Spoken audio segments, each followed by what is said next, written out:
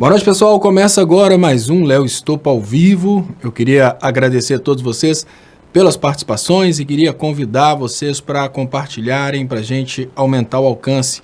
Eu queria começar pedindo desculpas, porque ontem eu não consegui fazer o programa, mas também eu não consegui avisar, porque acabou que na minha viagem de São Paulo aqui para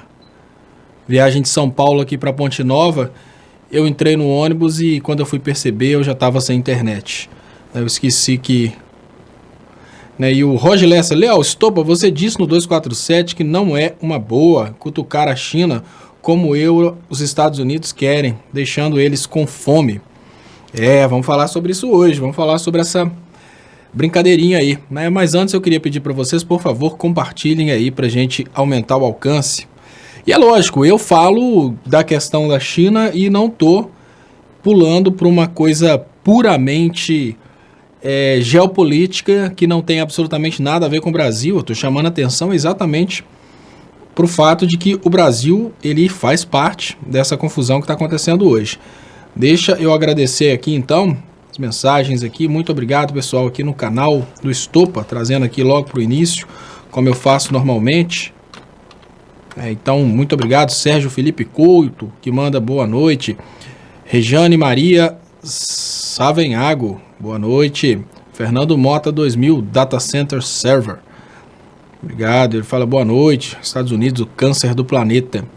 Guadalupe Saraiva, boa noite, amigo. Roger Lessa, boa noite. Estopa, muito obrigado também. Neuza Vieira, boa noite, Léo, de Porto Alegre.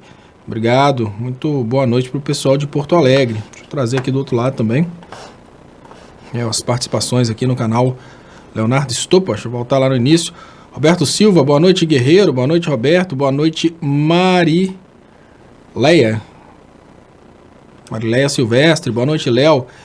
Irnael Carvalho, boa noite, grande Léo. Boa noite, Irnael. Maria Santos, boa noite, Léo. Erita Oliveira, boa noite, Léo. Boa noite, Erita. Marileia Silvestre, boa noite. Presidente Lula, a campanha, boa noite, Presidente Lula. ONG Reflexão, boa noite a todos. Boa noite, Vera Cliente. Boa noite, Léo, sou de Maringá. Boa noite, então, para Vera Cliente. Boa noite para todos de Maringá, menos para o Marreco de Maringá. E que a noite do Marreco seja horrível. Se possível, cai um meteoro na casa dele. Então, muito obrigado, pessoal, pelos compartilhamentos. Oi, Léo, São Lourenço do Sul. Então, pessoal, olha, temos notícias. Eu vou dar só enquanto o pessoal compartilha, para a gente aumentar o alcance. Eu vou dar uma passada rápida aqui nas notícias. E agora que eu percebi que não está aparecendo absolutamente nada que eu estou falando, mas eu vou dar uma passada rápida aqui nas notícias. Tem várias notícias hoje, mas eu considero muito importante a gente falar sobre como essa brincadeirinha de guerra com a China, guerra comercial, que é a nova modalidade de guerra. Hoje está mais difícil uma guerra iniciar tão somente pela declaração oficial de guerra. O início de uma guerra sempre é dessa forma, ou é por causa do petróleo, e tem sempre uma justificativa ideológica, Quando Estados Unidos, França ou qualquer outro país do eixo ocidental, quando eles decidem tomar as riquezas de algum país do eixo oriental, normalmente eles produzem algum tipo de argumento, como por exemplo, a luta contra o Estado Islâmico, a luta contra os terroristas. Então tem sempre uma diferença aí, uma criação. E olha que interessante, o Tirão, o que é o Tony Conceição, o marreco tá cagando e andando para você. Pode ser, tá, Tony Conceição? Isso é muito relativo, porque veja bem,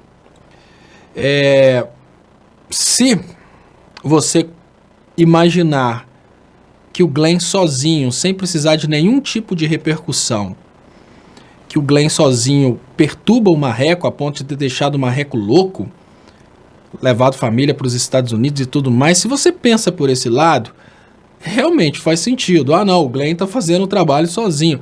Mas eu acho que não é bem assim, não. As pessoas realmente falavam, sempre falavam isso ao meu respeito. Inclusive, os eleitores do Bolsonaro falavam: o mito não tá nem aí para você, o mito não se interessa pelo que você fala, quem é você para falar do mito? Aí quando passa um tempinho, eu faço o vídeo orientando os eleitores do Bolsonaro como que foi o malabarismo do Bolsonaro para receber o dinheiro da Friboi.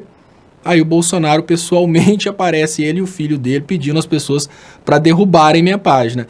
Então, se eu fosse você, Tony Conceição, não teria tanta certeza assim.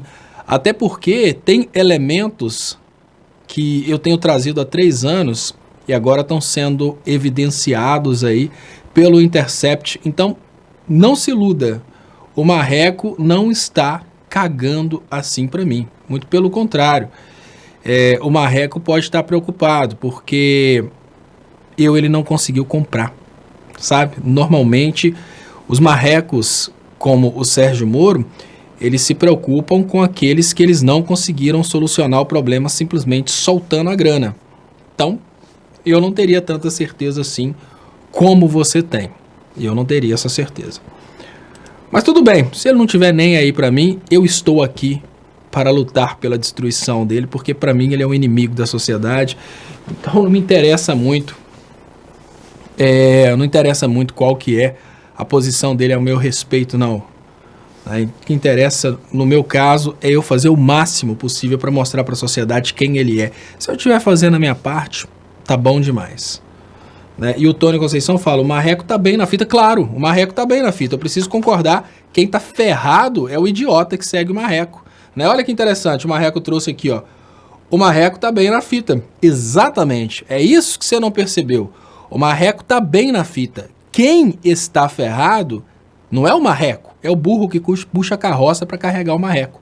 Então, o Marreco tá bem na fita. A pergunta básica que eu faço para você é: você tá bem na fita igual o Marreco? Você tá na turma que ganha 400 mil reais de palestras? O Marreco tá bem na fita. É claro que ele tá bem na fita, porque tem idiotas como você que estão puxando o Marreco nas costas. Então, negar que o Marreco tá bem na fita é negar a existência da massa de manobra de um cardume. Agora, imaginem que chegamos ao ponto em que temos um gado que puxa uma carroça e em cima dessa carroça tem um Marreco. E é exatamente isso que você faz, Tony Conceição.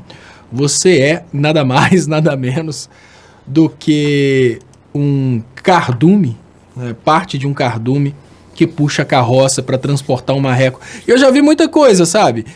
Lá, por exemplo, a cultura egípcia, eles adoravam sapos, essas coisas. Agora, um cardume de seres humanos, já começa errado aí, porque ainda que tenham uma capacidade mental muito reduzida, por questões de número de cromossomos, os eleitores do Bolsonaro também são seres humanos. É muito complicado, gente, porque, olha, a gente pensa, olha, coisa estranha, né? O eleitor do Bolsonaro é ser humano, né? O Tony Conceição, mesmo trazendo esse monte de bobeira, ele continua sendo ser humano e é da mesma espécie que eu. E aí, quando eu penso uma coisa dessa, né, o Tony Conceição pertence à mesma espécie que eu fico pensando: um cardume de seres humanos, porque eu não diria um rebanho, eu diria um cardume, porque se tem um bicho que é burro é o tal do peixe. Um cardume de seres humanos puxa um andor gigante e nesse andor, no centro desse andor, tem um Marreco. Isso é a atual conjuntura brasileira, né? Num cardume, dentro de um cardume, né? Um cardume de seres humanos puxando um Marreco no andor. Mas parabéns, Tony Conceição. O negócio é isso aí. Negócio é isso aí. Puxa a carroça. Aí fala aqui, Tony Conceição fala: você puxa a carroça pro asno do Lula. E daí? Olha, Tony Conceição, existe uma diferença básica. Uma diferença muito básica aí, olha. Uma coisa é você puxar... Olha só. E eu queria...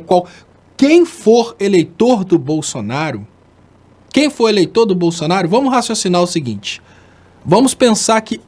Olha como você é a expressão máxima da idiotice que está impregnada na sociedade brasileira. Vejam, eu trouxe aqui um ponto, que é um ponto incontestável, que hoje temos um cardume de seres humanos puxando uma carroça para um marreco.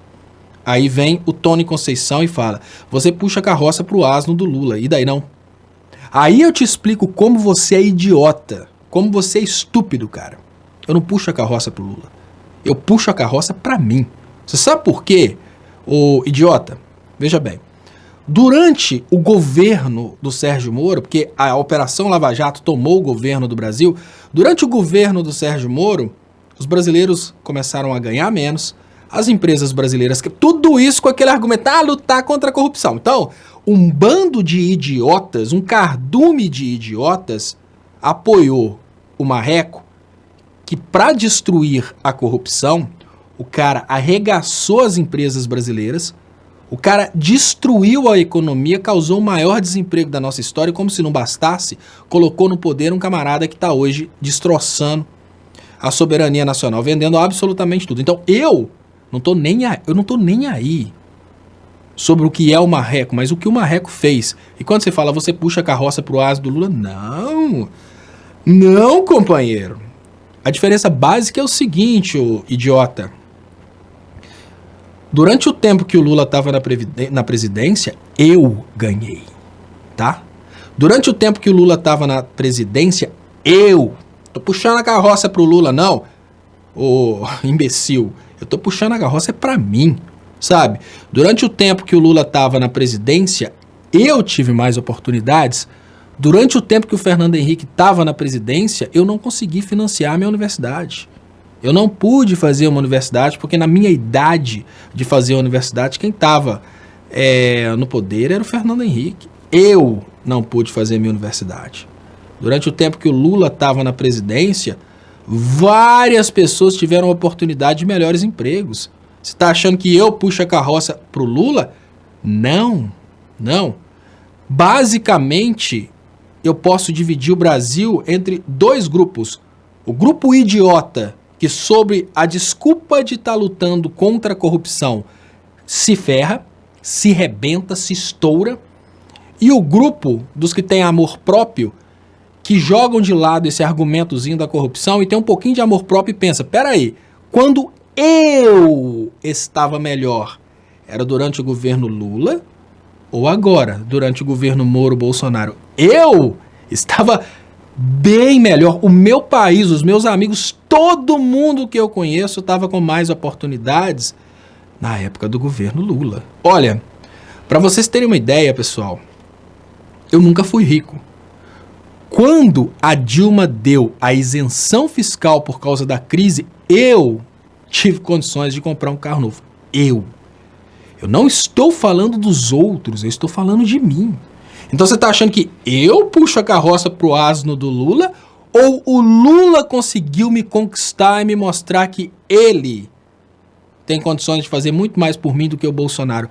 Você que é um besta, você que é um idiota, por causa da desculpa de lutar contra a corrupção, você está puxando a carroça para banqueiro. Você que é um energúmeno, o cara que, eu trabalho com construção civil. Beleza, o Bolsonaro acabou com a construção civil.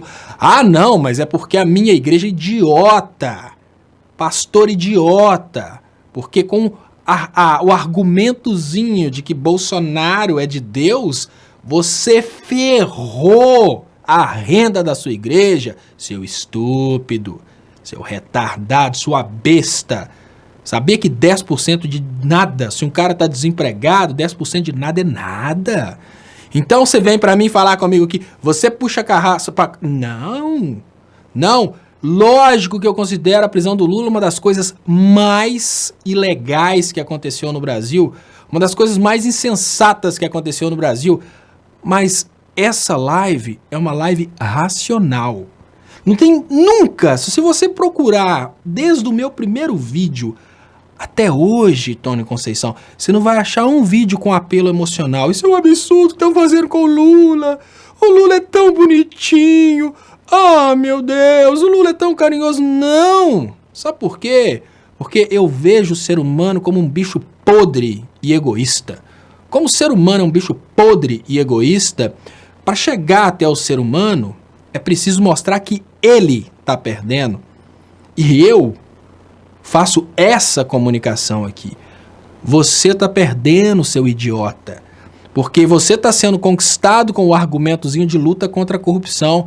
A luta contra a corrupção está custando sua renda, está custando o seu futuro, está custando praticamente o futuro do país inteiro. Continua batendo palma para a luta contra a corrupção e chama o Lula de asno. Isso mesmo.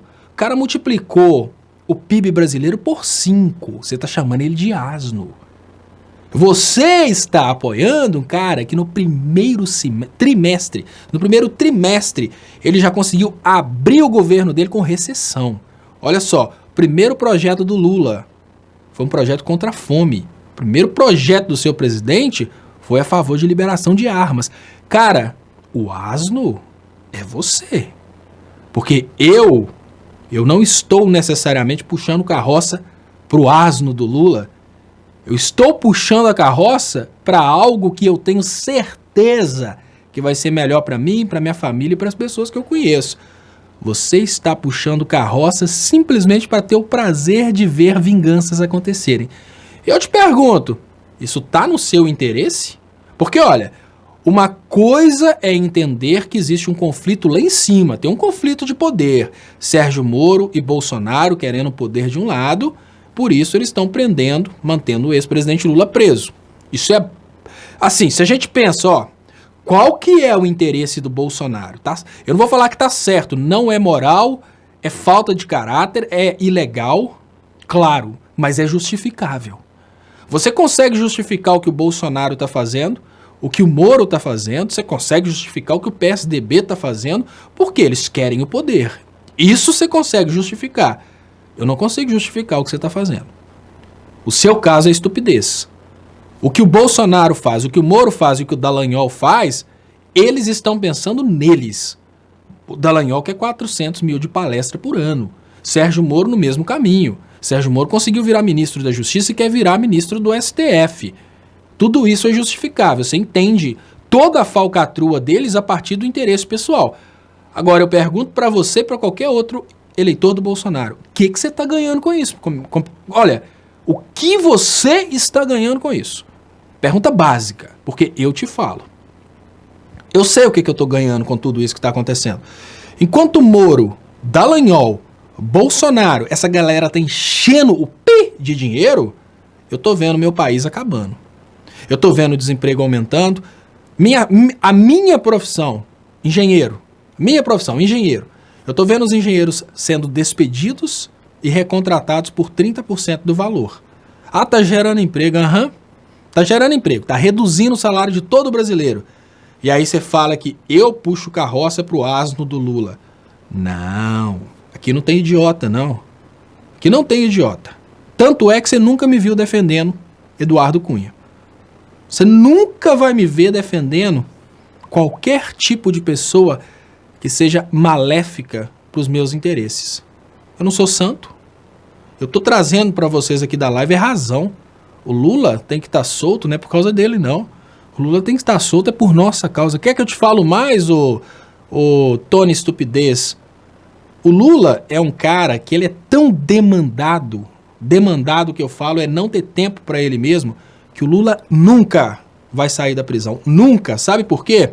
Porque se o Lula sair hoje da prisão de Curitiba, ele já cai na sociedade com uma obrigação de resolver o problema social. Você acha que isso é liberdade? Eu vou perguntar para vocês que estão me assistindo, que estão achando que realmente o Lula livre, o Lula vai estar super feliz. Pergunta básica. Como vocês se sentiriam se vocês soubessem que vocês estão nesse momento dentro de uma cela de uma prisão política, onde você tem lá uma esteira, pode dedicar seu tempo, pode ler, mas se você sai dessa prisão, você passa a não poder sequer dormir, porque você tem que dar praticamente 22 horas de atenção para aquele líder que quer uma opinião, para aquela outra pessoa, para esse povo aqui que ficou esperando. O Lula não vai sair da prisão, Tony Conceição. O Lula pode sair da cela de Curitiba, mas enquanto o Lula estiver vivo, o Lula se tornou, digamos que um escravo, mas tão escravo desse povo brasileiro, que ele jamais vai sair da prisão. O Lula só sai da prisão efetivamente depois de morto. O Lula não tem tempo para dar um peido, porque tem um monte de gente lá fora querendo falar com ele, outro monte de gente querendo tirar foto. Cara, então deixa de ser bobo, deixa de ser idiota. O Lula sair da cadeia é melhor pro povo do que para ele. O Lula sair da cadeia é simplesmente sair de uma condição de prisão, chegar em outra. Agora, pro povo que tá totalmente perdido, quem vai sair da cadeia é o cara que conseguiu multiplicar o PIB brasileiro por 5, conseguiu tirar 20 milhões de pessoas da pobreza, conseguiu criar uma nova classe média que no final das contas gerou uma playboyzada para trair o Lula e fazer de conta que realmente essa prisão é legal. Mas enfim, é assim mesmo. Nem só de instrução vive uma nação. Sem a estupidez, né, como que vai ser o trabalho dos Estados Unidos? Como é que o Steve Bannon vai fazer se não tiver Tony Conceição com toda a sua ignorância aí? Celso Oliveira Gomes, a desgraceira toda se por inveja. Os Minions não são contra a corrupção, eles não querem ver ninguém melhor que eles, né? Celso Oliveira Gomes. Tem uma outra forma de ver isso aí, Celso Oliveira Gomes, que é o seguinte.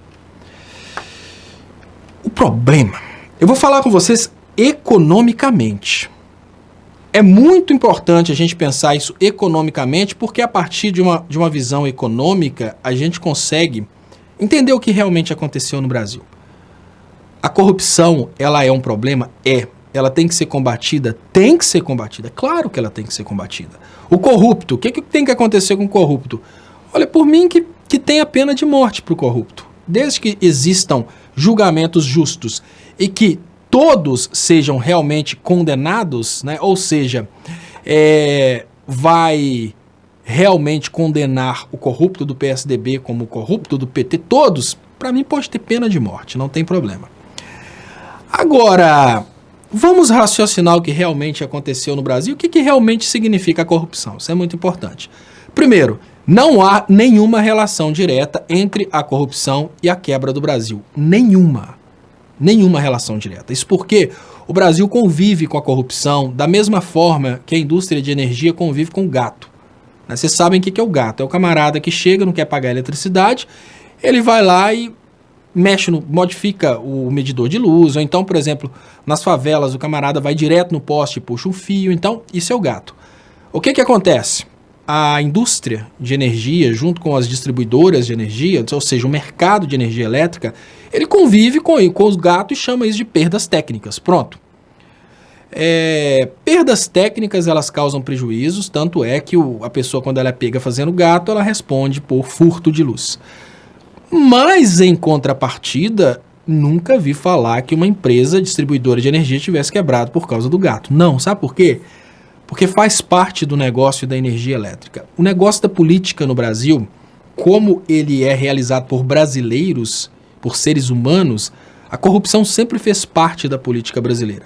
Eu estou falando isso porque a gente tem que aceitar, volto a dizer que não, isso não tem que ser aceito, a gente tem que combater através da instrução. Mas não existe correlação nenhuma entre a quebra do Brasil e a corrupção. Se não existe nenhuma correlação entre a quebra do Brasil e a corrupção, por que o Brasil quebrou? O Brasil quebrou porque fizeram uma estratégia para destruir o Brasil, porque o Brasil estava muito competitivo. Eles queriam o Brasil quebrado. 2 motivos básicos. Primeiro, empresas brasileiras estavam incomodando empresas americanas, empresas de fora do Brasil, primeiro motivo.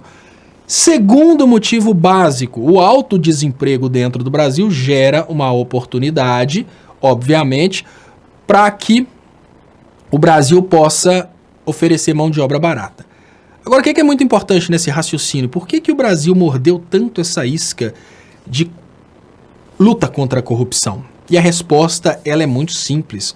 O Brasil mordeu essa isca de luta contra a corrupção por causa da inveja. A estratégia foi mais ou menos assim. Olha, os corruptos têm jatinho, você não tem. Os corruptos têm casa nova, você não tem. O que rolou é que o brasileiro que bateu panela contra a corrupção, ele não é contra a corrupção. Ele é contra o fato de que ele não é o cara que está se beneficiando da corrupção.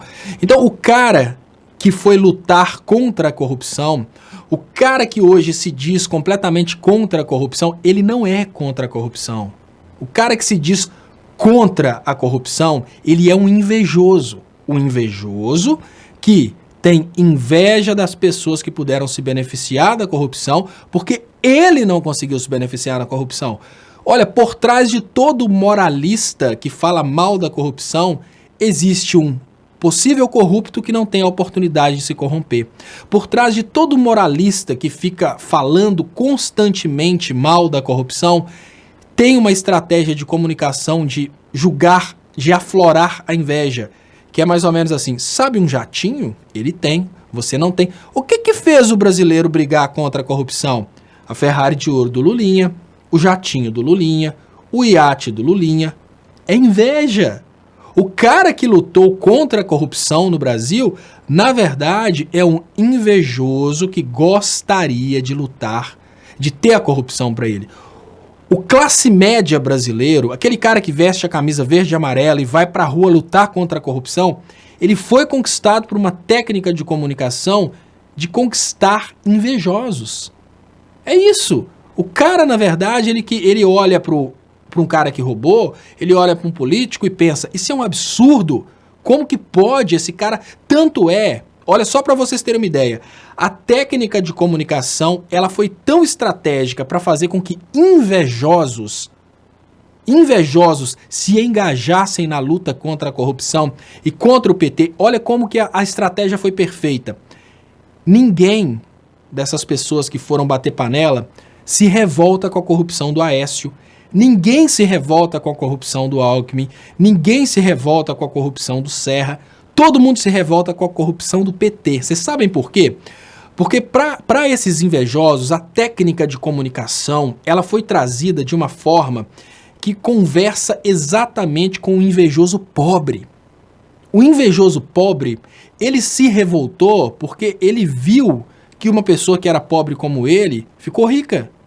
O invejoso pobre olhou e pensou, o Lulinha trabalhava limpando bosta de elefante e chegou a ter um jatinho, a Friboi, a Ferrari de ouro e uma ilha. Como que pode isso? Eu também trabalho limpando bosta e não consigo isso. É esse tipo de gente que foi bater panela. Por que a luta contra a corrupção não precisa chegar ao PSDB? A luta contra a corrupção não precisa chegar ao PSDB, porque o PSDB é composto de pessoas que já eram ricas. Por que o eleitor do Bolsonaro não se incomoda com o Deltan vendendo o trabalho de Ministério Público por 400 mil por ano? Olha, gente, veja bem. Vamos imaginar o seguinte. O mesmo camarada que lutou contra a corrupção e repete constantemente a questão do triplex do Lula, ele se cala nos 400 mil de palestras do Deltan, que é o dinheiro, obviamente, utilizado pelo poder financeiro para comprar o trabalho do Deltan. E a pergunta básica é o seguinte, peraí, o que faz a mesma pessoa que tem tanto ódio do Lula por causa do caso do triplex defender o Deltan, que ganhou em palestras, ou seja, vendendo o trabalho do Ministério Público, só num ano em palestras, as palestras só são contratadas porque ele está julgando conforme o contratante, né? O que o contratante quer está sendo atendido, então ele contrata para palestra. Por que esse cara não se revolta com o Dallagnol vendendo a atividade do Ministério Público por palestras? É corrupção do mesmo jeito. Ele não se revolta porque o Dallagnol está num patamar acima, bem maior do que o dele. O pobre, ele se sentiu ofendido no momento que ele viu que um outro pobre como ele ficou rico. E aí ele não consegue admitir que ele é pequeno, ele não consegue admitir que ele não foi tão inteligente, então ele quer atribuir o crescimento do Lula, por exemplo, à corrupção. O pobre invejoso, ele olha para o Lula e fala, esse cara não conseguiu ser presidente à toa. Esse cara não conseguiu... que é lógico que o Lula é mais rico do que todos nós. Claro, isso é lógico. O cara foi presidente da República. Então você olha, o Lula não conseguiu ficar rico simplesmente trabalhando, ele teve que roubar. Por quê? Porque ele é invejoso. Ele não tem raiva do Dallagnol, porque o Dallagnol já era rico. Ele não se incomoda com o Aécio. Quando a gente pergunta, e o Aécio? Ele não se incomoda, porque o Aécio já era rico. Ele não se incomoda com Flávio Bolsonaro, porque o Flávio Bolsonaro, ele nunca teve a vida de pobreza. O que incomoda é a inveja. O cara olha e pensa, um cara pobre como eu, teve a oportunidade de ficar rico, ficou rico e eu não. Esse cara, eu falo todo moralista que sai às ruas para lutar contra a corrupção de camisa verde e amarela, ele tem inveja de que não foi ele que teve a oportunidade de se corromper. E eu garanto, tanto é que a gente tem visto aí muitos sendo presos, muitos desses que expuseram a faixinha do Bolsonaro, fazendo de conta que são realmente contra a corrupção e que estão apoiando o Bolsonaro, muitos desses que estão sendo presos agora estão mostrando a própria cara. No fundo, eles não são contra a corrupção.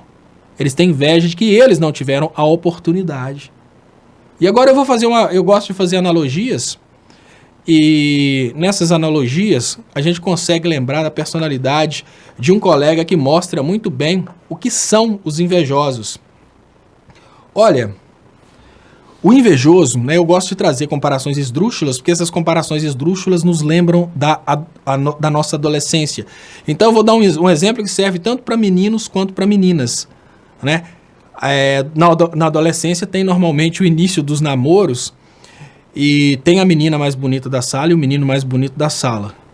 Então, de uma hora para outra, o cara consegue namorar a menina mais bonita da sala, e aí os invejosos começam a pôr defeito nela. Na verdade, os invejosos queriam estar no lugar do cara, simples assim. Eles estão colocando defeito nela e colocando defeito no cara por inveja. A corrupção é a mesma coisa. Ângela Naves, Léo, pra mim, invejoso é quem não quer que você tenha. Ele, tendo ou não tendo, não quer que você tenha. Me entende? Entendo, Ângela. O que eu digo é que o ódio veio da inveja. Rogério Anita Blian, Léo, perfeita a definição. Parabéns por sua dedicação. O lumpen invejoso. Obrigado, Rogério. Inclusive, eu estava vendo, né, antes de eu começar essa live, eu estava vendo a sua live, a sua revolta lá. Muito parabéns pelo seu trabalho. Né, a live que antecede essa live aqui, pessoal, é exatamente a do Rogério Anita Blian. Quem puder, se inscreva aí no canal dele. Então a gente faz praticamente uma rede, né? Assim que sai do ar, o Rogério Anita Blian começa aqui o Léo Stoppa ao vivo. Cláudio Cellos, do lado de cá, muito obrigado, Cláudio Cellos. Stoppa, você viu a entrevista do De Luca com Maria Lúcia Fatorelli? Ela disse que a crise foi fabricada, que o BC reteve sobra de caixa dos bancos. Cláudio Cellos, obrigado, Cláudio. Sim, Cláudio, eu acredito nisso, apesar de que eu não vi a entrevista, mas eu acredito muito nisso. Tanto é que tem 3 anos que eu falo sobre isso. E a crise foi fabricada para trocar de poder, né? Trocar o governo e também, obviamente, para conseguirem, a partir dessa crise, diminuírem o salário dos brasileiros. Então, e comprar também o patrimônio nacional, né? Então essa crise, eu acredito muito nessa coisa da crise fabricada, tanto é que foi uma das primeiras coisas que eu falei quando eu comecei a fazer o meu trabalho na internet. Foi exatamente isso, fabricaram a crise para, através de uma crise fabricada, conseguirem vender nosso patrimônio, conseguirem tudo isso que eles estão conseguindo, reformas e etc. Marlene Aquino, disforia de classe, transricos, ricos aprisionados no corpinho de pobre. Que interessante. Disforia de classe, transricos, ricos aprisionados num corpinho de pobre, né? O cara tem toda aquela consciência que ele acha que ele é rico, só que a realidade é que o corpo é de pobre, a vida é de pobre, a realidade é de pobre. Então ele é um transrico. Obrigado, Marlene. Eu queria agradecer muito vocês pelos superchats, lembrar que é muito importante para a sobrevivência dos canais. Vocês podem ajudar o meu trabalho também através das doações aí nas contas bancárias que estão anunciadas aí nas descrições desses vídeos. Cláudio Cellos, que essas retenções chegaram a 1 trilhão, dinheiro que ficou parado, no entanto, foram remunerados, aumentando a dívida pública.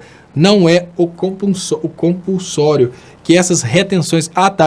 provavelmente está dando sequência... Está dando sequência no que começou a falar sobre essa questão da crise, né? Sim, exatamente, olha, mas são várias coisas também. A gente tem, além dessa questão aí do Banco Central, a gente tem também, obrigado Miriam Pereira, Cláudio Tchelos, a gente tem elementos também, como por exemplo, a criação de uma percepção de crise, né? Quando a campanha do Aécio Neves começou, em 2012, eles já começavam a trazer essa ideia de que a crise vai acontecer, a crise está acontecendo e as pessoas pararam de comprar, a partir daí a indústria foi diminuindo. A gente teve a Operação Lava Jato e a imprensa brasileira divulgando para o mundo inteiro que o país mais corrupto do mundo é o Brasil. Isso diminuiu, obviamente, a intenção das pessoas investirem no Brasil. A gente teve uma fabricação, uma destruição da economia brasileira. E não pensem que foi sem querer. Foi uma coisa intencional. Eles queriam destruir a economia brasileira para conseguirem trocar o poder e imaginavam que poderiam reverter tudo isso depois. E, bom, pessoal, eu queria falar com vocês um pouco sobre essa questão essa questão da China, porque, ao meu ver, isso é uma coisa muito importante. Eu estou só procurando aqui, ver se eu acho qualquer coisa aqui para ilustrar. Eu não tô achando aqui na página do 247 mais. Tem o... Deixa eu abrir aqui. Vou colocar isso aqui só para ilustrar um pouquinho. Como a guerra comercial fez o Ibovespa cair 2,5% e o dólar saltar 1,7%. Então, olha, eu coloquei esse ponto aqui porque, obviamente, a gente tem reações complexas do mercado quando a gente vê um cenário desse de guerra comercial. O grande problema do Brasil nesse momento, pessoal, olha, e a guerra comercial Estados Unidos e China, ela não beneficia absolutamente ninguém. Nem os Estados Unidos. A guerra comercial Estados Unidos e China é uma das maiores estupidez, assim, é uma estupidez sem monta que mostra como, né, como é possível um país dar um tiro no planeta exatamente para evitar que um outro país cresça, né? Deixa eu só trazer, antes de voltar nesse assunto, deixa eu só ler o superchat aqui que chegou do Cláudio Tchelos, antes que vai passar rapidinho. Além desse dinheiro retido, enquanto que o mundo enfrentava a crise com juros baixos, o BC aqui dobrou os já juros altos e manteve alto durante um ano. Né? Cláudio Tchelos, eu não sei qual período que você está falando, Cláudio, mas o que acontece é que realmente os juros no Brasil são juros altíssimos, né? Juros reais, talvez os mais altos, né? Está entre os mais altos do mundo. Mas muito obrigado pela participação. Então, pessoal, vejam bem, nós temos uma China que está conectada a todo o mundo. Quando a gente pensa em China, hoje, a gente pensa em absolutamente tudo. Então, eu tenho uma calculadora para calcular quantos minutos, né, que tem depois, na hora da reprise, ela está aqui e provavelmente é fabricada na China. Né? Tem um mouse aqui, está fabricado na China, que eu não sei se dá para ler, grandão, né? Praticamente tudo hoje em dia, né? Não dá por causa do foco, mas enfim, praticamente tudo é fabricado na China. E quando a China, né, aparece aí como um grande produtor do mundo, ela automaticamente se conecta ao mundo de duas formas. Ela se conecta à parte subdesenvolvida do mundo na compra de matéria-prima, na compra de alimentos, né, grande parte da parte subdesenvolvida, mas também comprando matéria-prima e alimentos de países desenvolvidos. E ela se conecta também ao mundo desenvolvido como sendo a fornecedora de mão de obra. Por quê? Por exemplo, a Apple fabrica na China, na Foxconn na China, mas o capital não é da China. O capital é, obviamente, de empresários ao redor do mundo. Quando a China e os Estados Unidos eles começam essa guerra comercial, eles começam, obviamente, a desestabilizar o mundo financeiro. Então a gente tem essa situação aí do Ibovespa caindo e obviamente, o mundo todo vai cair por causa dessa guerra comercial. Qual que é o ponto dos Estados Unidos? O ponto dos Estados Unidos é desestabilizar a economia mundial, e desestabilizando a economia mundial, obviamente, todos os países vão cair, inclusive os Estados Unidos, mas a intenção deles é mais ou menos assim: eu posso, né, os Estados Unidos ainda, eles são a maior economia do mundo, os Estados Unidos podem fazer a seguinte coisa: olha, eu vou derrubar todos os países de forma que a maioria deles fique deitado, alguns engatinhando, mas eu ainda que muito machucado, vou continuar de pé. A intenção dos Estados Unidos é, sem dúvidas, causar um baque mundial. Esse baque vai desestabilizar enormemente a China e outros países, mas depois de toda uma super desestabilização do mundo econômico, a China vai estar mais quebrada que os Estados Unidos. Se vocês quiserem entender quando os Estados Unidos fizeram isso de uma forma muito clara, foi durante a Segunda Guerra Mundial. Os Estados Unidos, durante a Segunda Guerra Mundial, eles participaram incentivando a guerra, fazendo propostas de participação, sempre prometendo que iam fazer e que ia acontecer. O que os Estados Unidos fizeram? Os Estados Unidos foram deixando a Europa sangrar na guerra, os Estados Unidos foram incentivando a guerra, foram deixando a Europa praticamente se destruir. Então a Rússia e a Alemanha se destruindo, a França se destruindo, todos os países europeus se destruindo numa guerra.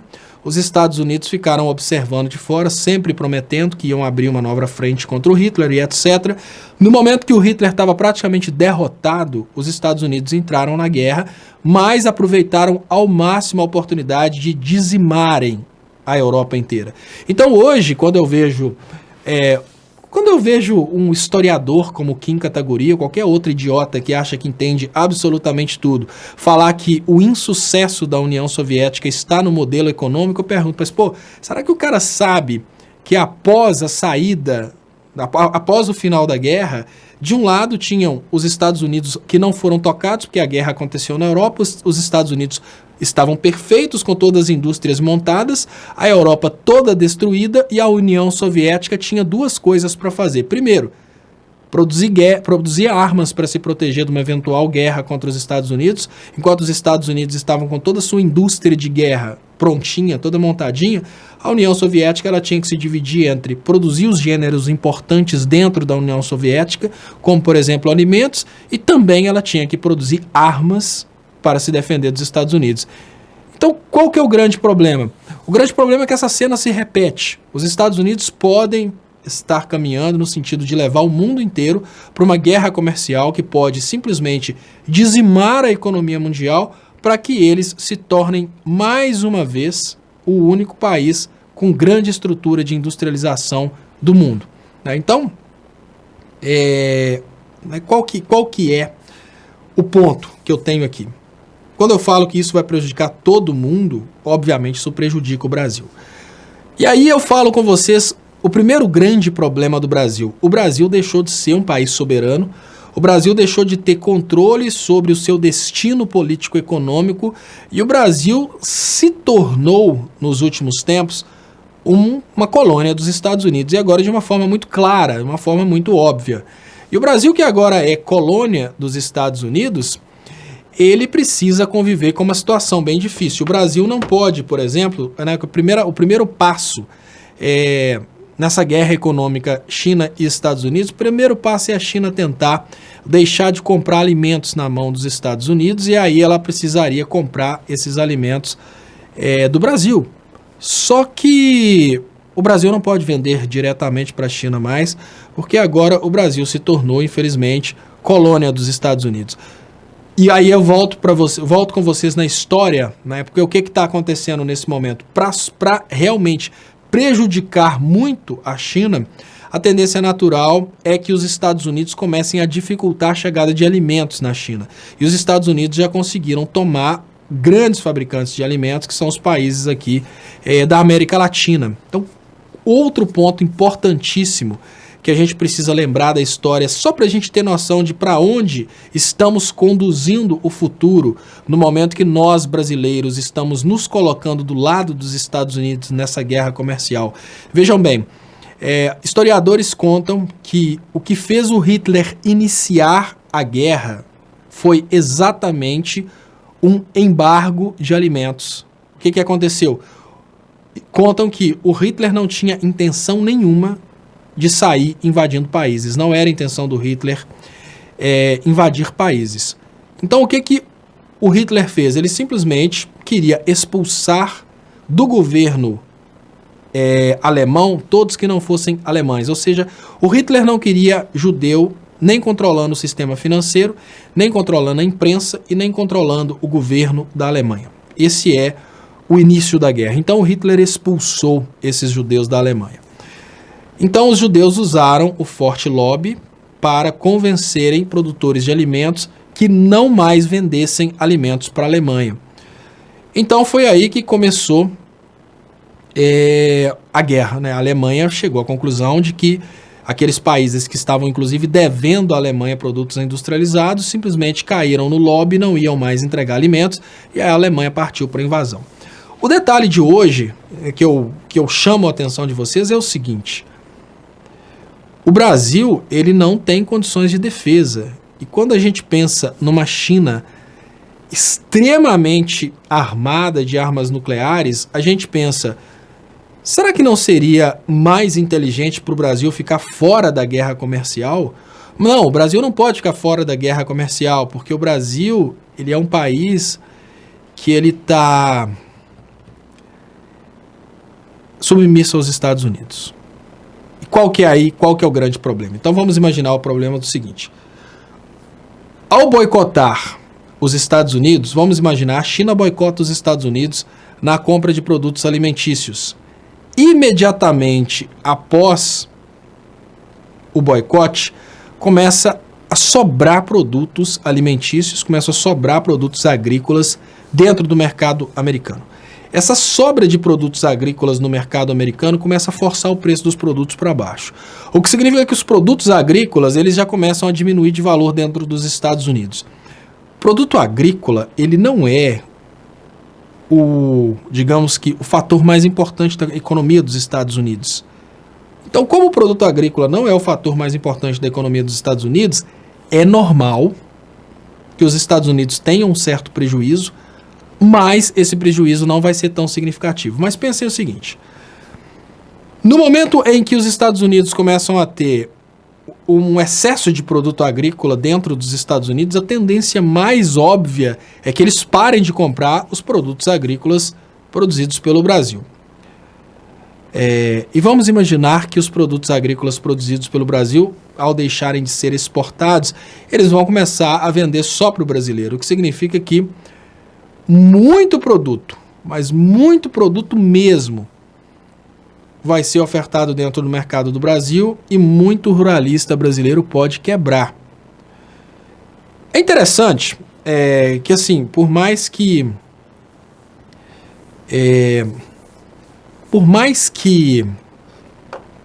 a gente pense que os ruralistas estão envolvidos no golpe, não é interessante que os ruralistas quebrem, porque, obviamente, hoje, grande parte do PIB brasileiro depende do setor agrícola.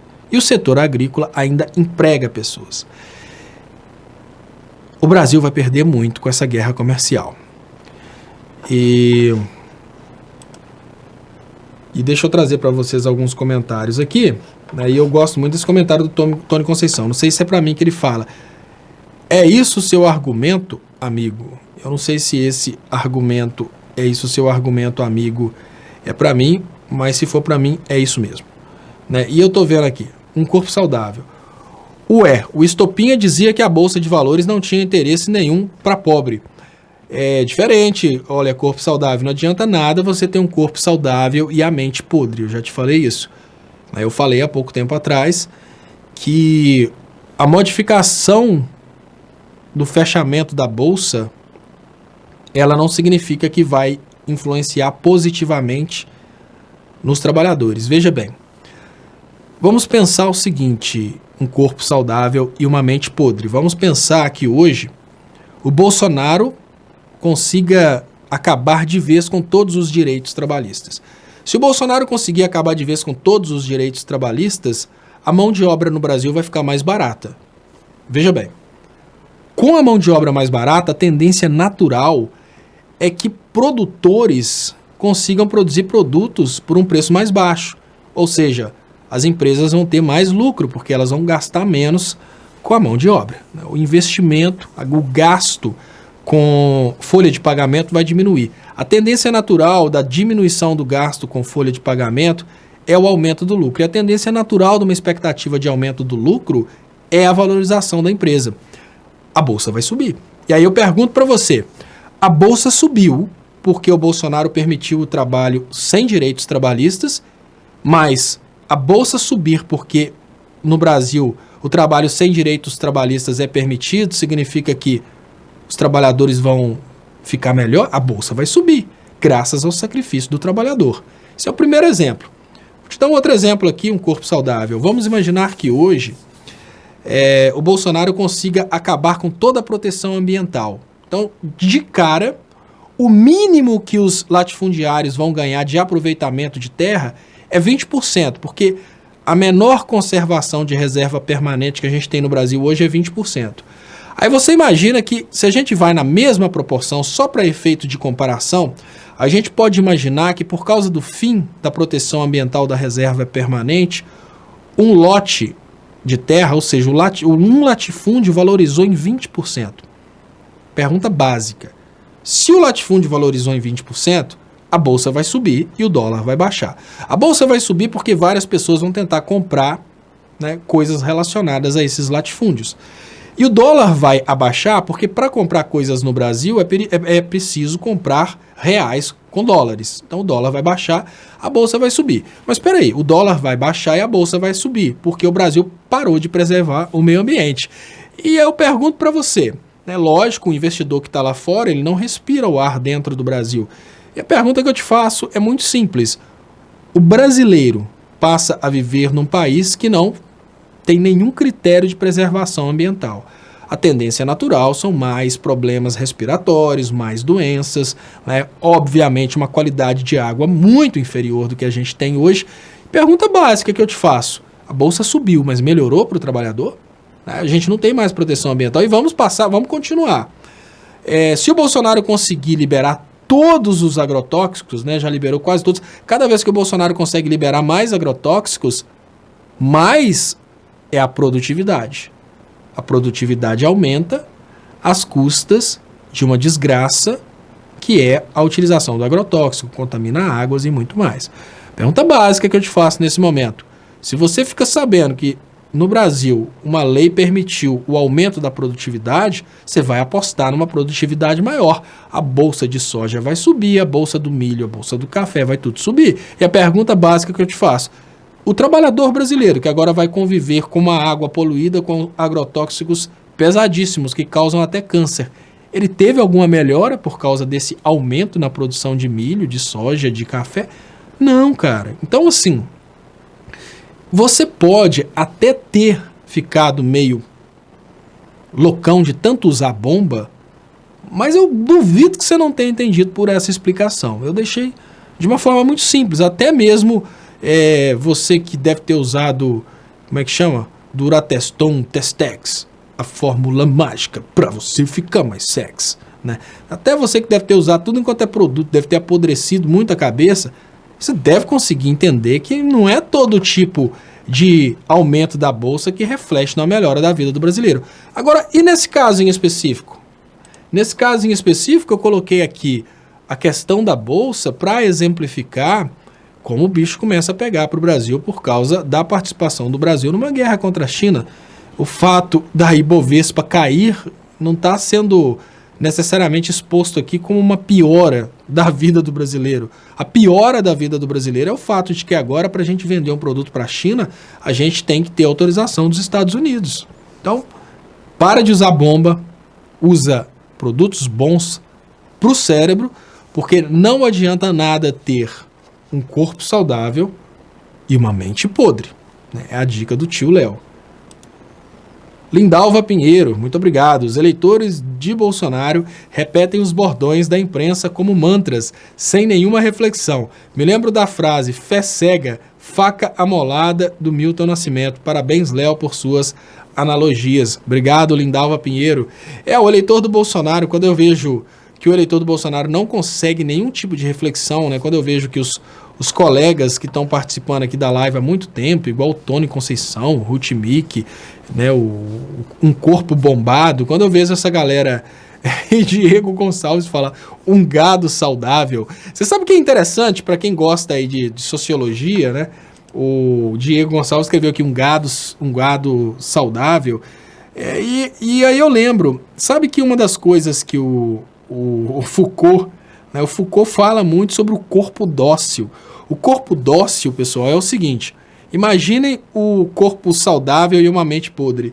Ele é o corpo dócil, é aquele cara que o Bolsonaro consegue moldar com seu papinho e ele não se levanta contra o sistema, né? Então é um gado saudável, exatamente isso. Vamos ver a revolta aqui do Tony Conceição, que diz o Tony Conceição. Pergunta básica que te faço: para alimentar milhões de bocas, o que o Estopa faria? Pergunta básica. Ah, tá, então um corpo saudável, um corpo bombado fala que não é eleitor do Bolsonaro. Não preocupa não, corpo bombado. Todo mundo que votou no Bolsonaro agora é eleitor do... como é que chama? Do Amoedo, né? Todo mundo votou no Amoedo. O Amoedo quase que ele ganhou por unanimidade, né? Porque ninguém nunca votou no Bolsonaro. Não sei como é que o Bolsonaro foi eleito. A galera toda votou, foi no Amoedo. Fala a verdade, corpo saudável, você votou no Amoedo, não foi? Estopa, esse pessoal o qual você está discutindo não tem compromisso com o futuro do país. Deixa eles de lado, né? É para dar uma... né? E o Diego Gonçalves pergunta: que coisa é essa de alimentar? Eu também não entendi, Diego. Eu não quis entrar nesse assunto não, porque talvez o Tony Conceição tá gastando uma língua que eu não conheço, né? Talvez ele tá falando em hebraico, sei lá, mas eu também não conheço essa coisa de alimentar. E o João Gabriel fala uma coisa aqui que eu concordo muito, ó. Tá aqui, ó. Amoedo tem que pedir recontagem. Se todo mundo tá falando que votou no Amoedo, né? O que aconteceu com o Amoedo não foi eleito? Esse cara tem que realmente pedir recontagem. Muito obrigado mais uma vez, Lindalva Pinheiro, pelo superchat. Eu queria agradecer a todos vocês e lembrar que vocês podem ajudar meu trabalho também através das contas bancárias que estão anunciadas aí nas descrições desse vídeo. E o Diego lembra, muita pena do Amoedo, foi roubado, né? Hoje a gente consegue perceber, né, que realmente e olha que interessante aqui, ó, eu não tenho esses números, tá? O Faectro, a carne suína chinesa abastece 50% da demanda mundial. Então olha como é que as coisas complicam, porque veja bem, a produção de suínos, ela é baseada, pelo menos na região de Ponte Nova, né, o que mais é utilizado para alimentação de suínos na região de Ponte Nova é milho e o soio.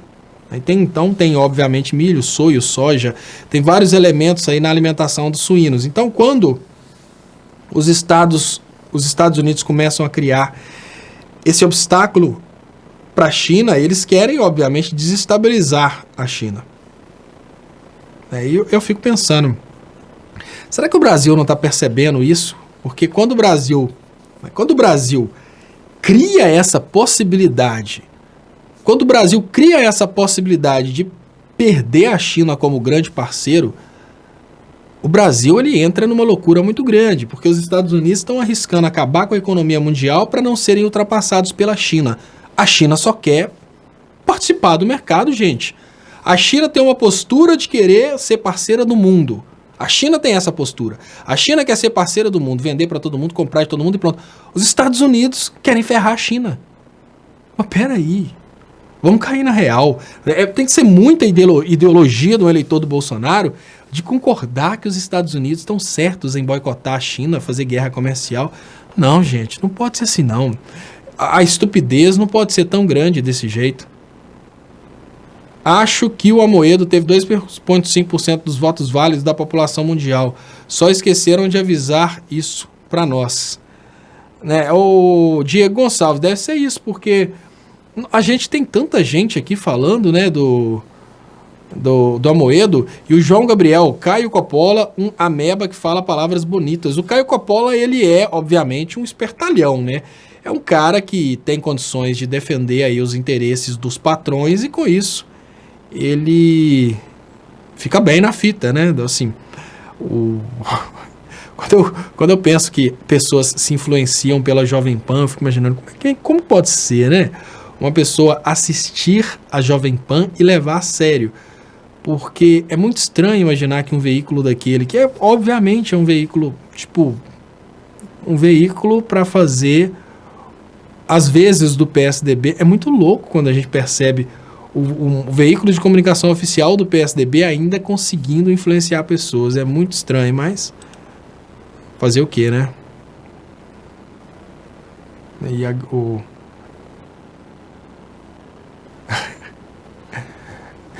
Como é que fala esse negócio aqui? Que o Rivero Céspedes, o opressor internacional, el ladrón Lula, não pode sair da cárcel. Não sei como é que fala isso, não. Eu não sei falar espanhol, acreditem. Mas deve ser muito engraçado imaginar que tem um opressor internacional. O opressor internacional. O opressor, hermano opressor. Tem hermano opressor. Ele fala, Rivero Céspedes. Aceita que a dor é menos. Deve ser assim. Como é que deve ser? Espanhol tolo. Eliane Massa escreve que é espanhol tolo. Pessoal, manda uma frase para mim em espanhol para eu responder aqui, ó, o Rivero Céspedes, que eu não sei falar espanhol, mas eu vou ler aqui o que ele fala de novo. El ladrón Lula não pode sair de la cárcel. El ladrón Lula não pode sair de la cárcel. Suono... se fosse italiano era mais fácil, né? Que é siamo tutti, mas eu não sei como é que fala espanhol, né? Mas nós siamo tudo Bolsonaro. E el Bolsonaro. É assim que faz, né? Não tem ninguém aí que vai mandar uma frase pra eu xingar o Rivero Céspedes, que eu não sei falar. El Rivero es un borracho.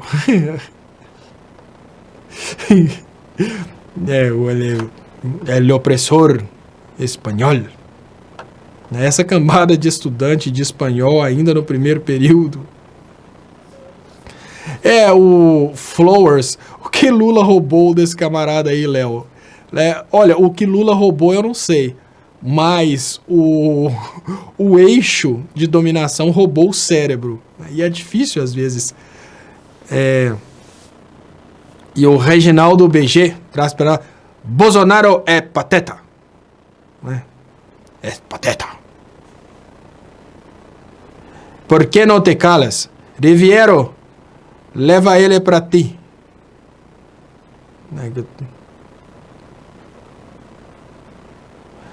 Tá aqui, ó. Um corpo dócil, quer dizer, um corpo bombado. Estopa, não seria melhor vocês admitirem que o Lula afundou o Brasil? Petrobras, BNDES, Mensalão, Petrolão. O Ciro falou que ele não é inocente. Então, não é. Mudem o foco. Olha que bom, cara. Que bom corpo dócil. Quer dizer, corpo saudável. Quer dizer, corpo bombado. Será que dá pra gente perguntar pro Ciro qual que vão ser os números da próxima Mega Sena? Porque se é assim, né? Tipo...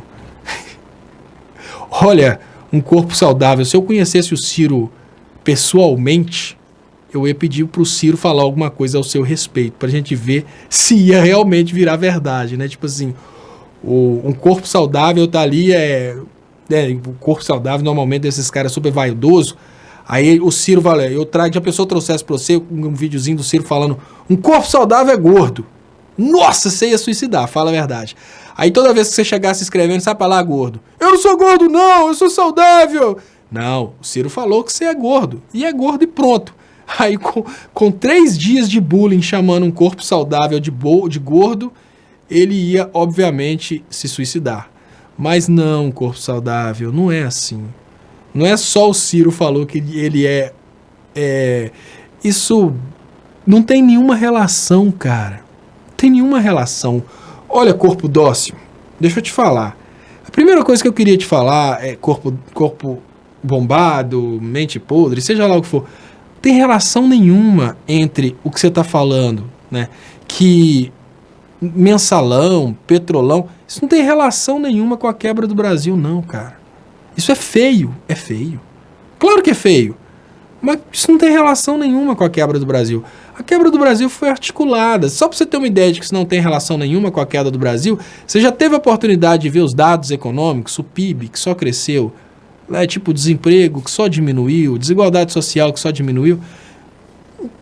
Então, cara, para de falar bobeira. Se você quiser acreditar que o Lula é ladrão, mensalão, pode acreditar, cara, mas não tem absolutamente ligação nenhuma com a quebra do Brasil. O Brasil foi quebrado pelas pessoas que você defende. Deixa de ser bobo, menino. Então, olha, o que tem a ver BNDES, cara? Olha, se o BNDES emprestou um dinheiro para o empresário e esse empresário usou o dinheiro para ir na zona, o que tem a ver o BNDES? Vou te perguntar uma coisa básica. Quando o Itaú te dá um cheque especial e você solta um cheque, por exemplo, para comprar qualquer tipo de esteroide, sei lá, você solta um cheque para comprar Durateston Testex, a fórmula mágica para você ficar mais sexy. Você acha que o Itaú vai entrar no meio e falar que foi desonesto, que ele te deu dinheiro para você fazer uma coisa certa e você usou para comprar Durateston Testex? Você é bobo, cara. Você é bobo. O BNDES é um banco público. Como banco público, todos os empréstimos são transparentes. O que fez com o BNDES? De onde vocês tiram isso? Será que tudo que o Bolsonaro fala, vocês não conseguem sequer refletir? Porque, cara, olha, de boa, quando eu vejo o Bolsonaro falar essas coisas do BNDES, o Lula pegou o dinheiro do BNDES, país comunista.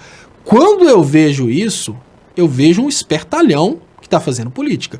O Bolsonaro, quando fala do BNDES, ele está sendo um espertalhão que está fazendo política. Quando eu vejo você repetindo, eu vejo um idiota. É basicamente isso. Olha, quando eu vejo um pastor pedindo um bobo para vender a geladeira de casa e doar o dinheiro para a igreja, eu vejo ali um espertalhão que quer ficar rico. Quando eu vejo um bobo vendendo a geladeira de casa, ficando sem geladeira e dando dinheiro para o pastor, eu vejo ali um idiota. A diferença básica é essa. Então, não há problema algum em o Bolsonaro fazer a política dele falando mentirada. O problema é você ficar replicando isso. Então, amor próprio, cara. Amor próprio. Busca os dados econômicos. Né? Basicamente isso. Você não precisa necessariamente acreditar no que eu estou falando. Antes de encerrar, eu vou colocar aquele vídeo que eu coloco aqui normalmente, quando aparece uma bobeira dessa, mas como está quase encerrando, eu não vou colocar exatamente agora, não. Mas antes de encerrar, eu vou colocar aquele vídeo aqui. Então não desliga não, tô tentando achar aqui, até tampou ali. Não desliga não, corpo bombado. Eu vou colocar um videozinho. Muito obrigado, Vitória Pompeu. Léo, eles só querem atrapalhar. Será que o corpo bombado só quer atrapalhar? Será que? Porque é muito estranho, né? Imaginar que uma pessoa acredita numa coisa tão boba. Né? Mas enfim. Eu fico impressionado quando eu penso que uma pessoa consegue realmente acreditar nisso. Pessoal, será? Se um cara acredita numa bobeira, né? Se o cara acredita realmente numa bobeira tão grande dessa, isso mostra pra gente que o bicho tá pegando. Pessoal, eu queria, antes de colocar, eu vou voltar, tá? Eu queria compartilhar com vocês, deixa eu agradecer aqui primeiro. Roselia Pena. Buenas noches, Léo. Fala assim pro Minion, latino. Vete de aqui. Ya tenemos muchos minions para... tá. Vete de aqui. Ya tenemos muchos minions para aguentar. Parabéns pela perseverança e lucidez. Com certeza a luta valerá a pena. Abraços. Muito obrigado, Rosélia Pena. Muito obrigado. O Ju Ribeiro pergunta se Jesus era de esquerda. Claro que Jesus era de esquerda. É só prestar atenção. Quem lê um evangelho vai perceber que Jesus era de esquerda. Pessoal, eu vou voltar, não estou encerrando a live ainda. Eu queria colocar um vídeo para vocês e pedir para vocês que, por favor, compartilhem essa ideia com quem possa interessar, porque eu vou começar a fazer um trabalho profundo sobre isso. E eu preciso do maior número de pessoas que tenham vivido uma situação semelhante a essa que eu estou apresentando para vocês nesse momento. Então não desliguem, eu volto aqui 1 minuto. Aqui no Brasil, a gente tem uma prática muito cruel das empresas que instalam serviços de TV a cabo. Eles não fazem o aterramento do sistema de TV a cabo. O que isso normalmente tem causado no Brasil é a queima de aparelhos televisores, a queima de aparelhos ligados ao sistema de internet do provedor de internet. Por exemplo, a NET não instala o supressor de surtos que é necessário na entrada do sistema de TV a cabo. Da mesma forma que um raio pode cair e queimar um aparelho eletrônico, imaginem o que pode acontecer se uma criança estivesse segurando o fio da TV a cabo exatamente no momento em que o raio cai.